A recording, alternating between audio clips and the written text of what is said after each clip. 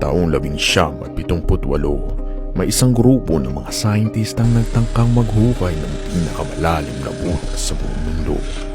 Ang layunin ng proyekto na ito ay para pag-aralan ng mga bagay-bagay na nasa ilalim ng lupa. Ngunit sa kasamaang palad, hindi ordinaryong bagay ang nahukay nila kundi isang nakakatakot ng virus. Kumalat ang virus na ito sa buong mundo at maraming namatay. Ang isang misteryo na dala ng virus na ito ay nagkaroon ng superpowers sa mga nahawaan nito. Sa paglipas ng panahon ay naging normal na lang ito. Pero may mga tao na ginamit ang kapangyarihan na binigay nito sa kasamaan. Para mapanatili ang kapayapaan sa mundo, itinayo ng gobyerno ang iba't ibang Hero Academy kung saan magte-training ang mga gustong maging superhero. Kasabay nito, itinayo din ang mga Hero Agency kung saan magtatrabaho ang mga superheroes.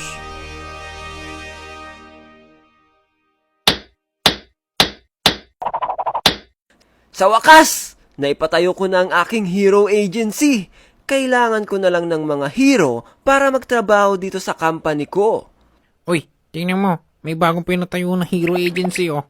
Hero Agency pala yan. Kala ko junk shop. Tignan mo naman yung itsura. Eh, pare. Ligtas mo ako mamaya sa asawa ko, ha? Yo. Mga walang magawa sa buhay. Okay, Jen. Wag mo silang pansinin. Okay, next step. Kailangan kong makahanap ng napakagandang sekretary. Dahil sigurado, magiging busy ako sa company ko na to. Ha ha ha.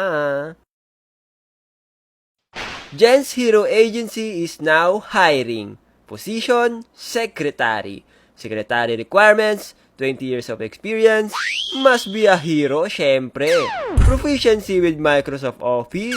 Excellent computer literacy. Excellent interpersonal skills. Ability to multitask.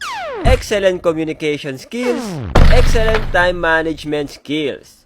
Secretary responsibilities. Welcoming visitors and clients, answering phone calls, responding to emails, scheduling meetings, preparing conference rooms for meetings, making travel arrangements for executives, printing and copying documents as needed.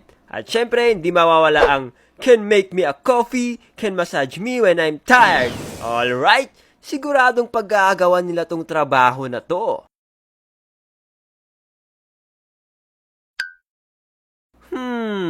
Nakapagtataka.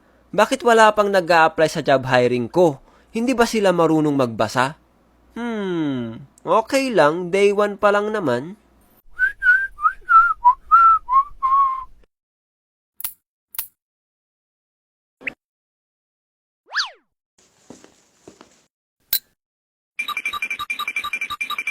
Oh my gulay! Bakit wala pang tumatawag? Kailangan ko na ng sekretary. Hello? Hello? Jen's Hero Agency po ba ito? Yes, Jen's Hero Agency. Mag-a-apply ka ba?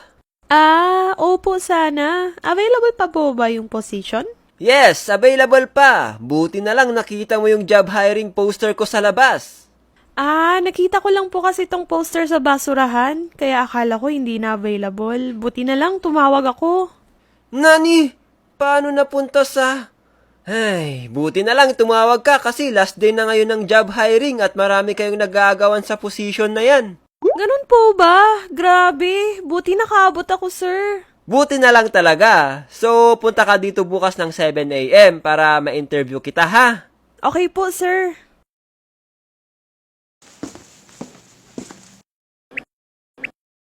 Hello, sir. Good morning. Ako nga pala yung tumawag kahapon. Ako po si Ellie. Nakita ko po kasi sa labas na walang pila, kaya pumasok na po ako. Sabi niyo po kasi maraming nag-a-apply, kaya inagahan ko talaga pumunta. Ikaw si Ellie. Buti na lang nakaabot ka. Sobrang haba ng pila kanina. Actually, late ka na. Muntik ko na nga ilak yung pinto eh. Hala, buti na lang, sir. Sorry, late ako. Okay lang. Sige, umpisahan na natin ang interview. Nabasa mo naman siguro yung job description ko, di ba? Hindi po eh. Kasi nakita ko po yung poster nyo. May mancha ng tae. Parang pinangpunas po sa CR. Nakita ko lang po kasi itong poster sa basurahan ng CR eh. Ang nabasa ko lang po is yung now hiring secretary. Anak ng tokwa, kaya pala walang tumatawag sa akin. Sige. Pag-usapan na lang natin kung pasok ka sa requirements na hinahanap ko, ha? Okay po, sir. Anong hero name mo? Elibani po. Okay, Miss Elibani. Kahit sekretary ang ina-applyan mo dito, kailangan malaman ko kung anong combat skills mo. Siyempre, para maprotektahan mo ako. Ano po? Para alam ko kung kaya mong maprotektahan ang sarili mo. Kaya ko pong tumakbo ng mabilis. Mataas akong tumalon. Marunong ako sa martial arts. Haya! Haya! Haya! Nice! Yan ang gusto ko. So, sekretary ang ina-applyan mo. Anong vital statistics mo? Ano po? May 20 years of experience ka na ba sa pagiging sekretary? Wait. Bilangin ko lang, sir, ha? Tagalista ako ng noisy dati. Tagalista ako ng utang. Nag-i-inventory ako dati. Oo, meron, sir. Sanay po ako dyan. Okay, good. Marunong ka naman gumamit ng softwares tulad ng Microsoft Office, di ba? Yes po, sir. Sisiyo lang po yan sa akin. Magaling ka naman mag-computer, di ba? Oo naman, sir. Paano ako makakagamit ng Microsoft Office kung hindi ako marunong mag-computer, di ba? Tsaka gamer ako, no? Wow, streamer ka? Minsan po. Sige, kaya mo bang mag-multitask? May communication at management skills ka ba? Meron, sir. Ako na bahala dyan. Okay, next. Sa responsibilities naman tayo. Marunong ka bang mag-welcome ng mga bisita? Sumagot ng mga tawag at emails? Marunong mag-organize ng schedules? Oo naman, sir. Easy-easy lang yan. Okay, good. Ito, last. Kaya mo ba akong ipagtimpla ng kape at i-massage ang balikat ko pag masakit? Mukhang kailangan nyo po ng katulong pag ganyan, sir. Ay, yan pa naman ang pinaka-importante na hinahanap ko sa isang sekretary. Ay, ganun po ba? Kayang-kaya ko yan, sir. Ako po bahala sa kape nyo. Very good. Dahil dyan, you're hired. Hired na ako, sir. Seryoso ba? Alam mo, napakaswerte mo. Dahil sa halos 100 na in-interview ko kanina, ikaw ang the best na na-interview ko. Wow, thank you, sir. Alam nyo, kailangan na kailangan ko talaga tong trabaho na to. Very good. Dahil kailangan na kailangan din kita. Yee! Pero matanong ko lang po, sir, magkano po ang sahod dito? Sa ngayon, minimum wage muna tayo. 350 per day, Secretary Elibani. Ano po? Ay hindi, nagtaas na pala sila. 450 a day, Secretary Elibani. Secretary minimum wage? Sir, baka pwede na ito... Shh! Take it or leave it. Madaming nag-a-apply dyan. Gusto mo sa iba ko na ibigay yan? Sige sir, need ko talaga ng trabaho. Okay, good. Huwag ka mag-alala dahil tataasan ko naman yung sahod mo kapag okay ang performance mo. Kaya dapat magtulungan tayong dalawa. Nakasalalay sa'yo ang paglago ng agency natin, okay? Okay po sir, aasahan ko yan ha. I'm a man of my word. So, start ka na sa Monday, ha? Okay po sir. Good morning sir. 1,001, 1,002, 1,003. Ano pang ginagawa niyo sir? Hindi mo ba nakikita? Nagpo-push up ako. Dahan-dahan lang sir, baka makalbo ka niyan. Okay lang. Ang importante, maging malakas ako. Nox naman. Ano po pala yung ipapagawa niyo sa akin ngayon sir? Sige, ipagtimpla mo muna ako ng kape para gumana ang utak ko. Okay sir, may utak pala si sir. Eto na yung kape niyo sir. Ariga, thanks. Matanong ko lang sir, ano po pala yung hero name niyo? Buti na tanong mo yan. Ako, si Mighty Jen! Mighty Jen. Parang Mighty Bond? Nani? Parang pangit pala, ha? Palitan natin. Tawagin mo akong Kapitan Jen! Wag sir, parang tunog kapitan sa barangay. Ganun ba? Anong masasuggest mo? Jen Strong? Or Commander Jen? Ayan, gusto ko yan, Commander Jen. Simula ngayon, tawagin mo akong Commander. Okay, Commander! Yes, harap sa ears. Okay, ang task natin ngayon ay maghanap tayo ng mga superhero na magtratrabaho sa atin, okay? Okay, Commander. Matanong ko lang, bakit kayo nagpatayo ng hero agency? Marami na pong mas sikat at successful na hero agency. Maraming ang sikat na hero agency ngayon, pero wala silang kwenta. Bakit naman? Dahil ang mga mayayaman lang ang nililigtas at binibigyan nila ng proteksyon. Kung wala kang pera, hindi ka nila papansinin. Grabe, ganun pala sila.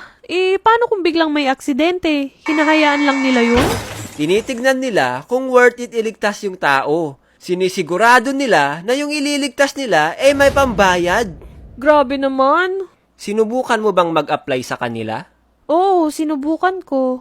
Hindi ka nakapasok, no? Hindi. Ang taas ng requirements. Kung sa'yo 20 years of experience, sa kanila 40 years. Wala ganun talaga sa mga mayayaman na kumpanya. So, ginawa niyo tong agency na to para makatulong sa mga mahihirap? Tama ka dyan. At dahil na rin sa naranasan ng pamilya ko noon.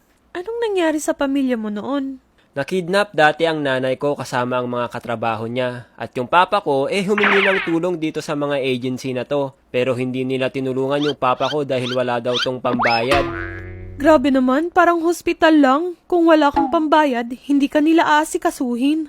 Ganun talaga. Pero alam mo ba, may isang hero na tumulong sa papa ko at wala siyang hinihinging kapalit. Wow! Sino tong hero na to? Hindi nasabi ng papa ko Pero nakwento niya na itong hero na ito ay gustong gumawa ng hero agency na makakatulong sa mga tao. Saan na tong hero agency na to? Hindi ko nga alam Sabi ng papa ko, hindi na daw niya naituloy yon. So, sa kanya mo pala nakuha tong idea na to?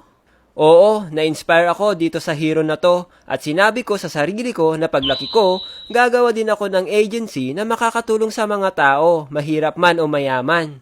Wow! Go, go, go, Commander! Okay, tama na ang kwentuhan, Sekretary Libani. Mag-recruit ka na ng mga superhero na magtatrabaho para sa agency natin. Okay, Commander! Okay na, Commander! Maghintay na lang tayo! Alright, it's hero time! Ouch! Makakahanap kaya sila Jed at Daily Bunny ng mga superheroes upang magtrabaho sa agency nila? Abangan sa susunod na episode.